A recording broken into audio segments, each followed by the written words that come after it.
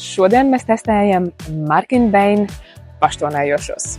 Ja jūs izvēlaties putas, viņas būs ar maigāku toni un mitrinās ādu. Viegls tonis putām un maigi iemasējam ādā iekšā putas, kuras mitrina ādu un padara jau nedaudz brūnāku. Tagad testēsim Markin Bain spreju, kas ir ar nedaudz intensīvāku toni. Tāpatās kā putas no sākuma sakratam, atveram, pūšam virsū uz cimdiņa un tad klāsim virsū uz rokas, kas arī ir viegli uzklājams un momentā var redzēt jau rezultātu ar vienas uzklāšanas reizīti.